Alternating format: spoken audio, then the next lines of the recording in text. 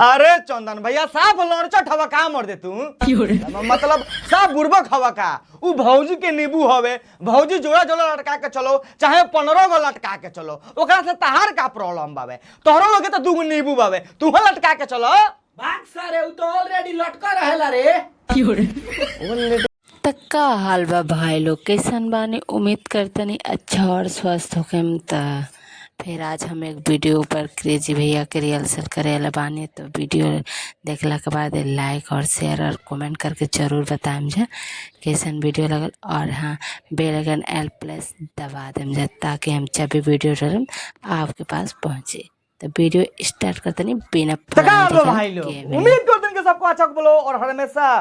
अच्छा रखे चाहिए। तब भाई लोग आज हम बात करेला बानी अपन प्यारा दुलारा मैन फोर्स कंडम अब मतलब चंदन भैया के बारे में काहे से कि भैया जी ऐसा गाना बनावत रहन के सरवा हम अपने आप के कंट्रोल नहीं कर सकती मजबूरन रोस्ट करे का पड़ता भाई लोग भैया जी जो गाना बनावत रहन यार हम जानते कि तो लोग सुनो तो बोलो और कंडम मतलब चंदन भैया हमारे पता बा तू हमारे वीडियो देखला ठीक है बता हमारे वीडियो के सीरियसली मत लिया बस मतलब अपन ऑडियंस का हिसाब खाते बनावा नहीं। अरे सारे कैमरामैन फटाक से गाने दे भाग सारे क्या करे रे मतलब फटाक से वीडियो लगा दे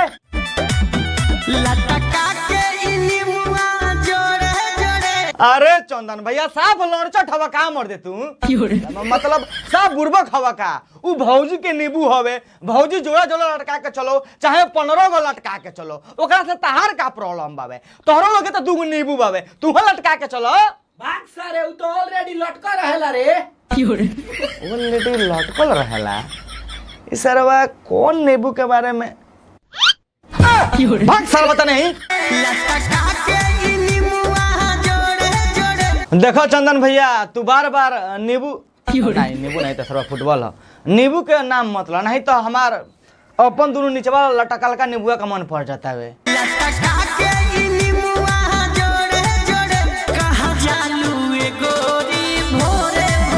अब देखो लो भाई लोग हम तो पहले बस यह जानत रहनी कि जवन हमनी के मतलब चंदन भैया बड़ा खाली लड़चट हवन लेकिन ये बड़ा कन्फर्म हो गई कि लड़बको हवन और भैया जी के पता नहीं कि भोरे भोरे भौजी जाली सका हवा कहवा जाली सरे हो गए जाली सुबह सुबह और कहां जाइए भौजी रे कहां जालू ए गोरी भोरे भोरे। अब देखो चंदन भैया हमारा दिमाग में ठनकावा तारा के कोई हली बतावे के परी मदद नहीं कि भौजी भोरे भोरे हो गए जाली सन तारा समझ में नहीं आवत का लेके चढ़ल जवानी पोरे पोरे नहीं तो मुठ हो गई मतलब ई बात हम मानत नहीं चंदन भैया के भौजी के जवानी पोरे पोरे चढ़ल बावे मतलब चढ़ल बावे अगर लागी तो एक पर तूर के हमरो के दे दी कहे से के जवानी के तू ऊख से कंपेयर करत रहता भाई ऊखे मनु पोर पोर होला कुछ गलत बोल देना का कैमरामैन ना एकदम सही बा तो ठीक बे एक्टिव गाने दे भाग सारे मजाक कोई नहीं है सारा बात नहीं अगला वीडियो लगा दे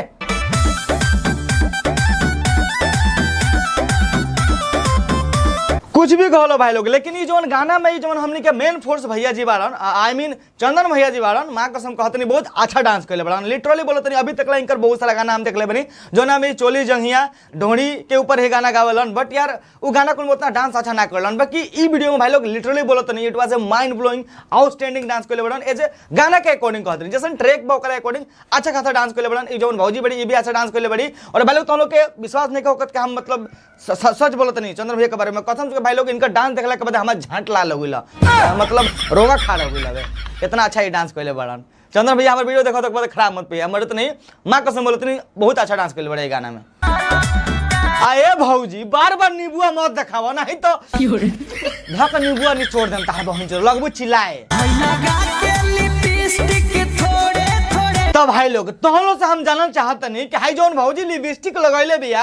ई लिपस्टिकवा देख के तोहलो के कौना एंगल से लागत है कि भौजी थोड़ा बहुत लिपस्टिक लगैले बिया कसम से कहत नहीं भाई लोग ई जितना भौजी लिपस्टिक लगैले बिया इतना लिपस्टिक अपन कैमरामैन के माल का हम एक बार गिफ्ट कइले रहनी पूरा का पूरा एक वीक लगैले रहे आई मीन एक हफ्ता पूरा यूज कइले रहे कहियो के देले बड़े का रे हां एक दिन के देले रहनी लिपस्टिक कौन लिपस्टिक देले बड़े ई वाला साथ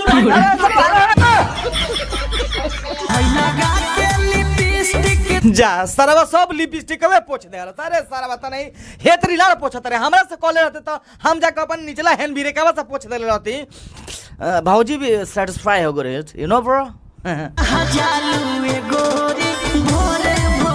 ए चंदन भैया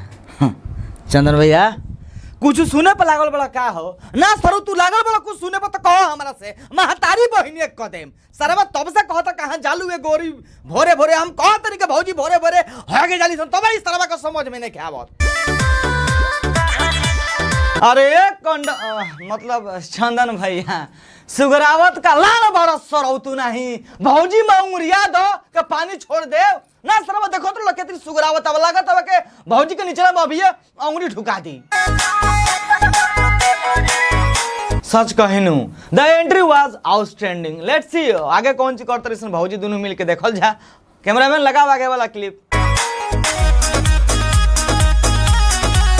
अब सरवा ये कौन स्टेप हो गई ले ना सरवा एकरा में चूची का एकरा में चूची सरवा कौन सी कह जाला रे चूटी काटल। हाँ एकरा में चूटी काटल ए सरवा एकरा में चू बाक तोरी बहिन के छोड़ हम ना बना वीडियो। वाह वाह वाह वाह वाह वाह का डांस कलू भौजी सरवा मजा गली यार कसम से भौजी तार डांस देखला के बाद हमार सरवा खड़ा हो गइल। कौची रे